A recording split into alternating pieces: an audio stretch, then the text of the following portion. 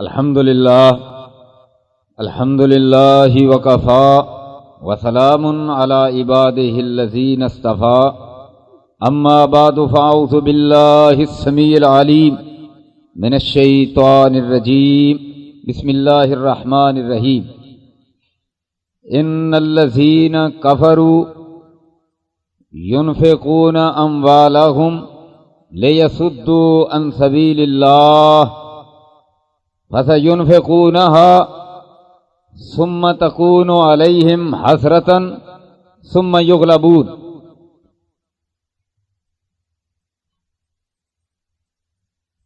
آج 16 دسمبر کے حوالہ سے مرکز القادسیہ میں آپ بھائیوں کو دعوت دی گئی ہے اور ملک کے چیدہ مفکرین جیسا کہ محترم شامی صاحب تشریف فرما ہیں دعوت دی گئی ہے تاکہ آج کی اس مجلس میں غور و فکر کیا جائے کہ 71 کا سانحہ کیوں رونما ہوا تھا اور آئندہ ہم ایسے سانحات سے کیسے بچ سکتے ہیں۔ بلکہ میں اس سے آگے کی ایک بات کروں گا کہ ہم بدلہ کیسے چکا سکتے ہیں اور انڈیا کو ایسے سانحہ سے ہمکنار کر کے انتقام کیسے لے سکتے ہیں۔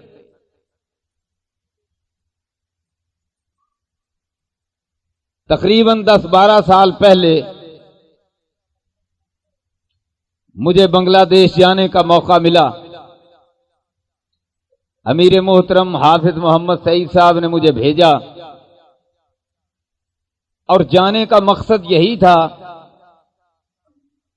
کہ وہ بنگلہ دیش جو کبھی ہمارا ایک بازو ہوا کرتا تھا ہم سے کیوں کٹ گیا، کیسے کٹ گیا۔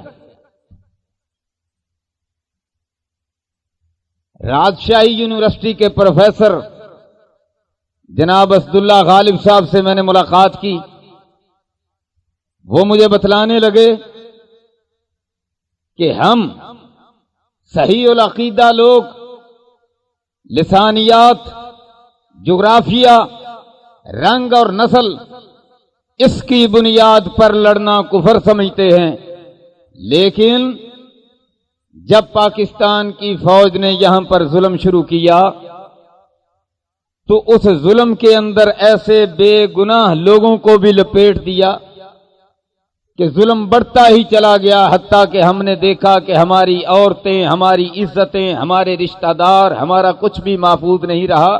تو پروفیسر صاحب کہتے ہیں کہ ہم شیخ مجیب الرحمان کو غلط سمجھتے ہوئے، تمام نظریات کو باطل سمجھتے ہوئے، ہم دین حق کے علمبردار، ہمیں بھی مجبوراً ظلم کے خلاف اٹھنا پڑا، لیکن ہم ظلم کے خلاف اٹھے تو آخر کار جو فائدہ تھا وہ انڈیا کو ہی پہنچا۔ اللہ کی قسم ان کی یہ بات آج تک، خاص طور پر جب 16 دسمبر آتا ہے اور خاص طور پر آج کے حالات جب ہم کیا کر رہے ہیں، افغانستان میں بمباری ہم نے کروائی اور وانا کے اندر آج ہم امریکہ کی جنگ لڑ رہے ہیں اپنے ہی مسلمان بھائیوں کے خلاف، تو آج مجھے وہ الفاظ یاد آتے ہیں پروفیسر اسداللہ غالب صاحب کے کہ جب اس انداز سے ظلم بڑھتا ہے اور شہریوں پر ظلم کیا جاتا ہے تو باوجود اس کے کہ لوگ غلط لوگوں کو غلط سمجھتے ہیں، اس کے باوجود انہیں بادل نخواستہ ایسا کام کرنا پڑتا ہے، مسلح جدوجہد کرنی پڑتی ہے، اٹھنا پڑتا ہے۔ لہذا یہ حکمرانان وقت کا فرض ہے کہ وہ ایسے راستے پر نہ چلیں کہ جس راستے پر ایسے لوگ کہ جو نہ چاہتے ہوئے بھی وہ ہماری فورسز کے خلاف، پاکستان کے خلاف وہ کھڑے ہو جائیں۔ اور آج ایسے حالات پیدا ہو رہے ہیں، مثال کے طور پر دیکھیے آج نظریہ پاکستان، لا الہ الا اللہ کی بنیاد پر پاکستان بنا، آج الطاف حسین کیا کیا باتیں کر رہا ہے اور انڈیا میں جا کر رہا ہے۔ اور افسوس کی بات ہے کہ آج وہ جو باتیں کر رہا ہے وہ لوگ موجودہ حکومت کے حلیف ہیں۔ مجھے وہ وقت بھی نہیں بھولتا کہ جب میں عجائب گھر میں گیا تو عجائب گھر کسی ملک کا کلچر اور اس کی ثقافت کا آئینہ دار ہوتا ہے۔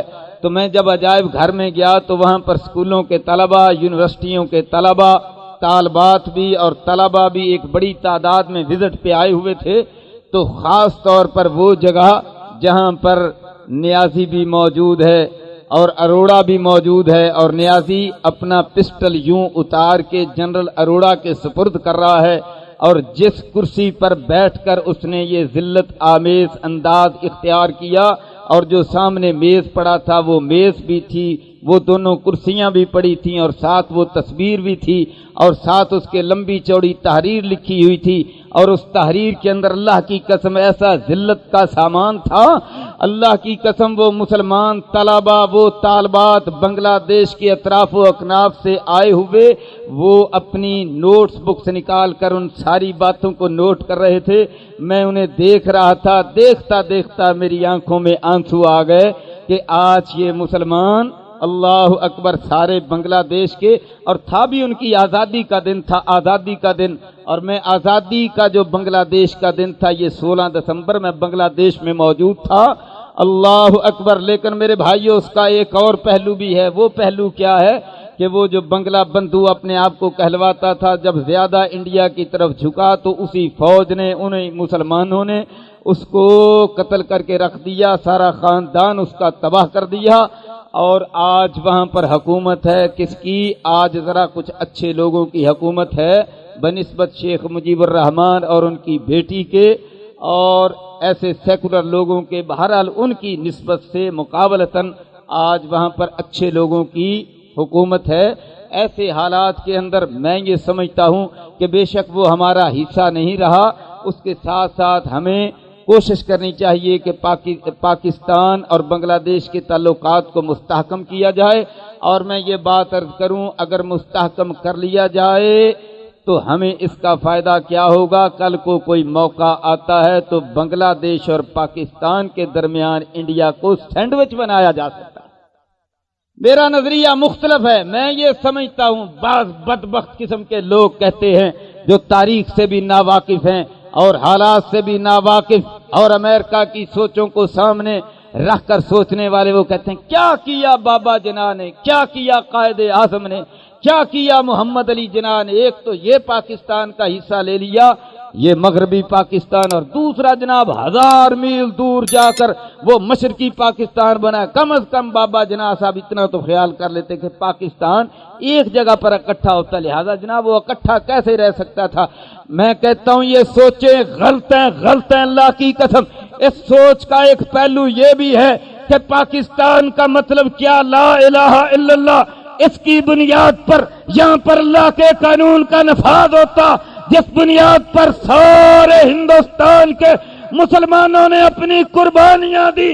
بابا جناح آگے لگا، علامہ اقبال نے تصور پیش کیا، سارے لوگوں نے قربانیاں پیش کی، 2 لاکھ ہم نے قربانیاں پیش کی، اور ان قربانیوں میں پیش تھے تو مشرقی پاکستان کے لوگ تھے، مغربی بنگال کو انہوں نے، مشرقی بنگال کو انہوں نے چھوڑا، مغربی بنگال میں گئے، علاقے بھی چھوڑے، عزتیں بھی لٹوائی، اور یہ قرارداد پاکستان بھی انہی لوگوں نے پیش کی۔ بڑی ان لوگوں کی قربانیاں ہیں، اللہ کی قسم سارے قصوروار یہ جناب ہمارے حکمران ہیں، چاہے شلوار قمیض پہننے والے، چاہے خاکی وردیاں پہننے والے، یہ سارے مجرم ہیں، یہ سارے گناہگار ہیں، اس لیے کہ پاکستان کی بنیاد لا الہ الا اللہ تھی۔ انہوں نے کتاب و سنت کے قانون کو یہاں نافذ نہیں کیا، اور پھر جغرافیائی اور لسانیت کے نعرے لگانے والوں کو موقع ملا، پاکستان 2 لخت ہوا، لہذا مجرم یہ لوگ ہیں۔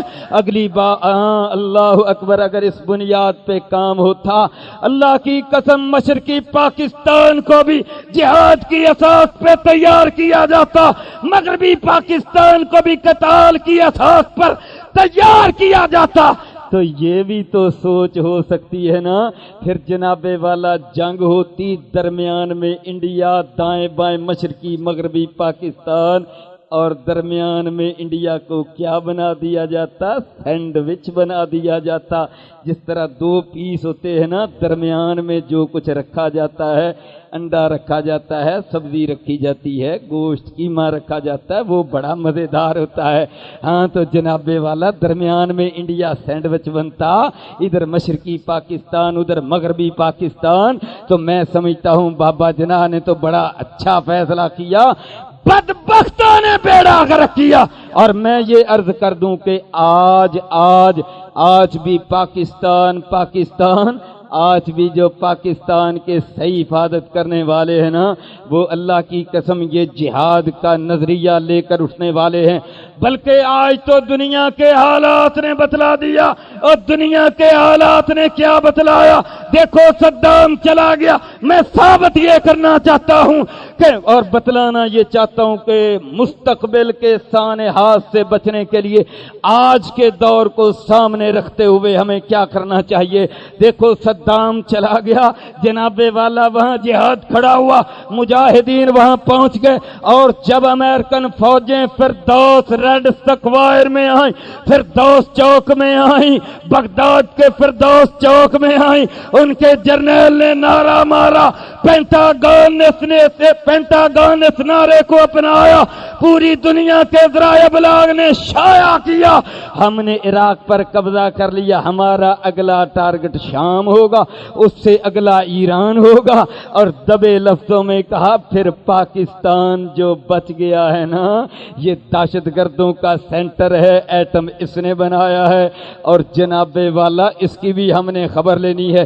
شام کی باتیں، ایران کی باتیں، پاکستان کی باتیں، سعودی عرب کو 2-3 ٹکڑے کرنے کی باتیں، رب کعبہ کی قسم ہے جہاد ہوا، قتال ہوا، اور لوگ ساری دنیا کے مجاہدین وہاں پہنچے. جب جہاد ہوا، قتال ہوا، رب کعبہ کی قسم ہے سما ایسا بدلا، موسم ایسا بدلا. او یارو مزہ آ گیا. آرمی ٹیج جو روزانہ آ کر اپنے بازو مشرف کو دکھلا کے ڈراتا تھا، اللہ کی قسم اس نے 4 دن پہلے یہ اعلان کیا. اس نے کیا اعلان کیا؟ اس نے کہا نانا بابا اب ہماری توبہ، اب جو ہے نا کون صدر بش کہتا ہے اگلے 4 سال آرام سے گزارے گا. پنجابی میں کہوں گا بندے دا پتر بن کے گزارے گا. پہلا الو دا پٹھا بن گیا، بندے دا پتر بن کے گزارے گا. بندے دا پتر. یہ کون کہہ رہا ہے؟ آرمی ٹیج کہہ رہا ہے اب نہ ایران پر حملہ، نہ شام پہ حملہ، نہ پاکستان پہ حملہ، نہ سعودی عرب کے ٹکڑے. وہ جو ایک بات کہی نا ایران پر حملہ کرے، وہ گیدڑ بھبکی ہے. اصل بات جو ہے نا وہ آرمی ٹیج کہہ چکا ہے. اس کا مطلب یہ ہوا تحفظ عالم اسلام کا کس نے کیا؟ اللہ کی قسم مجاہدین نے کیا، شہادت کا خون پیش کر کے کیا. اور رب کعبہ کی قسم ہے آج بھی اس پاکستان کا تحفظ انڈیا سے، امریکہ کی بدماشی سے اسٹریٹجک پارٹنر ہے وہ انڈیا کا، ان کی ملی بامی بدماشی سے، اسرائیل ساتھ مل کر ٹرائیکا کی بدماشی سے. آج اس پاکستان کی حفاظت کرنے والے جو ان کی نگاہوں میں دماغ میں کھٹکتے ہیں، اللہ اکبر، وہ یہ مجاہدین، انہیں پتا ہے چلو حکمرانوں کو تو لمبا لٹا کر ڈرا کر دھمکا کر قبضہ کر بھی لیں گے، لیکن پھر عراق جیسا سما پاکستان میں بند گیا تو کدھر جائیں گے؟ آج جناب والا سوچیں تبدیل ہو گئی ہیں، اذہان تبدیل ہو گئے ہیں، نظریات تبدیل ہو گئے ہیں، سوچیں تبدیل ہو گئی ہیں، یہ ویژنز چینج ہو چکے ہیں. یہ تبدیلی کس نے پیدا کی؟ اللہ کی قسم شہادت کے خون نے پیدا کی. اور میں آخری بات عرض کر کے اپنی بات ختم کرتا ہوں. آج بڑا کہتے ہیں نا جناب پاکستان میں بڑا مال آ رہا ہے، پیسے آ رہے ہیں، اور جناب والا سڑکیں بن رہی ہیں، رنگ روڈ بن رہا ہے، بے پناہ پیسہ ہے، 12 ارب ڈالر ہے، فلاں ہے فلاں ہے فلاں. اور جانتے ہو یہ پیسہ کیوں آیا ہے؟ اور یہ پیسہ اس لیے آیا، اللہ کی قسم، قرآن اور رب کا قرآن پیسہ کیوں آیا ہے؟ اللہ کا قرآن کہتا ہے ان الذین کفروا، وہ لوگ جو کافر ہوئے، ينفقون اموالہم، یہ امریکہ، یورپی یونین، یہ سارے کافر، ان الذین کفروا ينفقون اموالہم، اپنا مال خرچ کرتے ہیں. کہتے ہیں جناب ڈالر لے لو، اتنے کروڑ ڈالر کا پیکج، اتنے کروڑ ڈالر کا پیکج پھر آ رہا ہے، یہ جناب 5 سال میں پورا ہوگا، یہ پیکج 2 سال میں پورا ہوگا، پیسہ ہی پیسہ آ رہا ہے اور تمہارا 12 ارب ڈالر زر مبادلہ ہو گیا ہے. اور جناب والا حکمران خرچ کر رہے ہیں اور بڑے نعرے لگاتے ہیں ہمارا جناب زر مبادلہ بڑھ گیا، ہم مضبوط ہو گئے، معاشی حالت بڑی مضبوط ہو گئی، IMF کو جواب دے دیا. اور جانتے ہو یہ کیوں آیا؟